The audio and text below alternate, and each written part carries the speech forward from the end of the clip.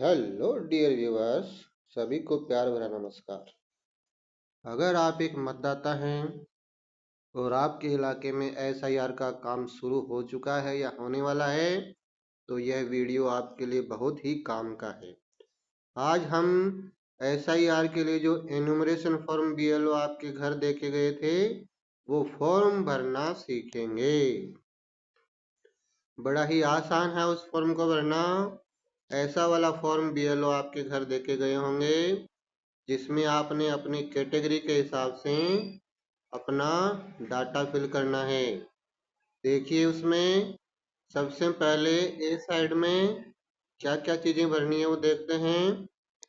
यहाँ पे कोने में इस जगह है, जो कोना है उस कोने में आपने यहाँ पे अपनी photo, passport size photo current वाली, वो पेस्ट करनी है। उसके बाद उसके नीचे जो बड़े बड़े कॉलम है वहाँ पे date of birth, Aadhaar number, mobile number, पिता का नाम, उनका एपिक नंबर अगर बना हुआ है तो फिर माता का नाम, उनका एपिक नंबर जो बना हुआ है, और अगर आप शादीशुदा हैं तो पति या पत्नी का नाम और उनका एपिक नंबर। ये सारी सेल्फ डिटेल आपको इस कॉलम में भरनी है। उसके बाद आता है कैटेगरी का नंबर। अगर आप ए कैटेगरी में आते हैं, ए कैटेगरी मतलब अगर आप 40 साल से ऊपर के हैं और आपका नाम पिछले वाली एसआईआर वाली जो वोटर लिस्ट है उसमें अगर आपका नाम है, यानी 2002 या 2003 में आपका वोटर लिस्ट में नाम है, तो आप अपना नाम यहाँ पे लिखेंगे और अपना वो 2002 या 3 वाला जो वोटर आईडी का नंबर है, सीरियल नंबर, वो यहाँ पे पेस्ट करेंगे। उसके बाद अपना रिलेशन यानी अपने पापा का नाम यहाँ लिखेंगे। पापा का लिखा तो नीचे फादर लिखेंगे। और जिस डिस्ट्रिक्ट में, जिस स्टेट में आपका नाम 2002 में था, वो डिस्ट्रिक्ट का नाम लिखेंगे, स्टेट का नाम लिखेंगे, कौन से एसी में यानी असेंबली एरिया में था उसका क्रमांक लिखेंगे। और यही तीनों चीज़ें, असेंबली क्रमांक और उसमें पार्ट नंबर और उसके बाद उसका सीरियल नंबर, ये मेंशन करेंगे। ये सब आपने फिल करना है अगर आप कैटेगरी ए में आते हैं। अगर 2002 में आपका नाम वहाँ पे नहीं था वोटर लिस्ट में, और आपके रिलेटिव का यानी कि पापा मम्मी में से किसी का या दादा दादी में से किसी का नाम 2002 में था, तो आप आएंगे कैटेगरी बी में। तो आपने क्या करना है, जिस भी रिलेटिव का नाम पापा मम्मी दादा या दादी और किसी रिलेटिव का नाम अगर उसमें 2002 वाली लिस्ट में था, तो आपने उनका नाम यहाँ पे भरना है। फिर उनका वो वोटर आईडी का क्रमांक यहाँ पे फिल करना है। फिर उनके रिलेटिव का यानी उनके पापा का नाम लिखना है और उनका रिलेशनशिप लिखना है, क्या थे उनके पापा थे या दादा थे वो लिखना है। कौन से डिस्ट्रिक्ट में उनका नाम शो कर रहा है वो डिस्ट्रिक्ट लिखना है, कौन से स्टेट में वो स्टेट लिखना है, और कौन सा विधानसभा क्षेत्र था उसका नाम लिखना है, नंबर। और वही तीनों चीजें यहाँ नीचे लिखनी है, विधानसभा का नंबर, कौन से पार्ट में आपका नाम था रिलेटिव का, और सीरियल नंबर क्या था। कुछ साथी इस प्रकार से कंफ्यूजन हो रहे हैं कि जहाँ हम रह रहे हैं, यानी जैसे मान लो कोई दिल्ली में रह रहा है, तो दिल्ली में तो हमारा 2002 में था ही नहीं और न हमारे रिलेटिव का था, तो हम कैसे करें। तो पूरे देश में आप कहीं भी थे, आपका जन्म देश में जहाँ भी हुआ था, आपके रिलेटिव जहाँ भी देश में रह रहे थे, किसी भी स्टेट का आप इसमें फिल करके दे सकते हैं। वोटर लिस्ट से आपका नाम नहीं कटेगा। उसके बाद यहाँ नीचे के एरिया में देखो, यहाँ पे आपने ये जो सिग्नेचर जहाँ लिखा हुआ है वहाँ आपने अपना सिग्नेचर करना है। ये हो गया इसका पार्ट ए।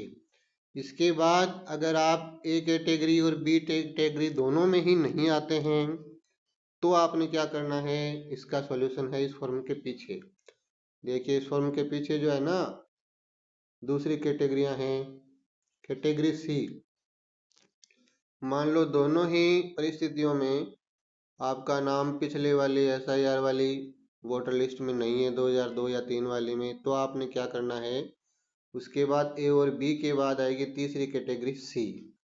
इसमें दायरा किया गया है कि अगर आपका जन्म 1 जुलाई 1987 से पहले हुआ है और पिछली वोटर लिस्ट में आपका नाम नहीं है, तो आपने क्या करना है, कोई भी एक डॉक्यूमेंट अपना खुद का प्रोवाइड करना है जिसमें आपकी डेट ऑफ बर्थ मेंशन हो और जिसमें आपका बर्थ प्लेस मेंशन हो। केवल आपका खुद का एक डॉक्यूमेंट। और अगर आपका जन्म 1 जुलाई 1987 के बाद और 2 दिसंबर 2004 के पहले, यानी इस टाइम के बीच में हुआ है, तो आप आएंगे कैटेगरी डी में। उस कैटेगरी में, उस सिचुएशन में आपको क्या करना है, अपने खुद का एक डॉक्यूमेंट जमा करवाना है और अपने माता या पिता दोनों में से किसी एक का एक डॉक्यूमेंट जमा करवाना है। यानी आपको डी कैटेगरी में अगर आप हो तो 2 डॉक्यूमेंट जमा करवाने हैं। दोनों में ही जिसका डॉक्यूमेंट आप जमा करवाएंगे उसका नाम, उसकी date of birth, birth place, ये डिटेल होनी चाहिए। इसके बाद आती है कैटेगरी ई।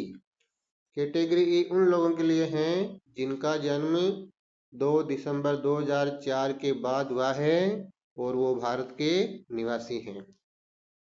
इस कैटेगरी में आपको 3 डॉक्यूमेंट देने पड़ेंगे, एक खुद का डॉक्यूमेंट, एक अपने मम्मी का और एक अपने पापा का। यानी कि सेल्फ का, मदर का और फादर का, तीनों के डॉक्यूमेंट देने पड़ेंगे। तीनों में ये प्रूव होना चाहिए कि आप देश के नागरिक हैं, यानी कि उसमें आपके नाम हो, आपका डेट ऑफ बर्थ हो और आपका बर्थ प्लेस हो। इसके बाद अगर किसी भी कैटेगरी में आपका नाम नहीं आ रहा है तो लास्ट कैटेगरी बचती है, वो है एफ। एफ में उन लोगों का नाम आएगा जो या तो शरणार्थी थे या कोई और परिस्थितियां थी, देश से बाहर थे, वो देश में आ गए और भारत सरकार से उन्होंने भारत की नागरिकता ले ली। तो उनको क्या करना है, वो नागरिकता वाला सर्टिफिकेट जमा करवाना है और उसके साथ अपने अन्य डॉक्यूमेंट जिनमें उनकी डेट ऑफ बर्थ हो, जिनका बर्थ प्लेस हो, वो कहीं का भी हो जाए। अगर नागरिकता उन्होंने ले ली है तो कहीं का भी हो, लेकिन आप उनको डॉक्यूमेंट जरूर प्रूव करवाने हैं जिनसे ये प्रूव हो कि वो कहाँ के रहने वाले हैं, उनकी डेट ऑफ बर्थ क्या है, उनका नाम क्या है, उनके मम्मी पापा दोनों का डेट ऑफ बर्थ, नाम, बर्थ प्लेस, सब का डॉक्यूमेंट। यानी कि उनको 4 डॉक्यूमेंट कम से कम जमा करवाने होंगे, खुद का, मम्मी का, पापा का, ये हो गए, और फिर वो नागरिकता वाला सर्टिफिकेट। कोई भी मतदाता हो, इन कैटेगरियों के बाहर कोई भी मतदाता नहीं हो सकता, सभी मतदाता इन कैटेगरियों में आ जाते हैं। अब बात आती है कि डॉक्यूमेंट हम क्या क्या दे सकते हैं। तो जो डॉक्यूमेंट हमें देने हैं उनमें इलेक्शन कमीशन से जो मान्य किया है वो है, देखो सबसे बढ़िया है मार्कशीट। अगर आप पढ़े लिखे हैं तो आप 10वीं 12वीं किसी भी कैटेगरी की अपनी मार्कशीट दीजिए, उसमें आपका नाम भी होता है और उसमें आपकी डेट ऑफ बर्थ भी होती है। और अगर आपके पास SC ST OBC का सर्टिफिकेट बना हुआ है तो आप वो दे सकते हैं, उसमें भी सब कुछ होता है। पासपोर्ट बना हुआ है तो पासपोर्ट दे सकते हैं।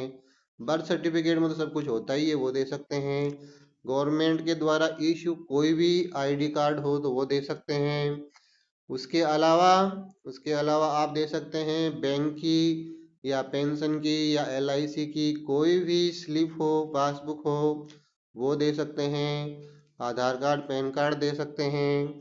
इसके अलावा अगर गवर्नमेंट द्वारा इश्यू कोई भी प्रॉपर्टी आपको अलॉट हुई है तो उसका अलॉटमेंट लेटर दे सकते हैं। इनमें से कोई भी प्रूफ आप दे सकते हैं और अपना नाम मतदाता रजिस्टर में यानी कि वोटर लिस्ट में सेव कर सकते हैं।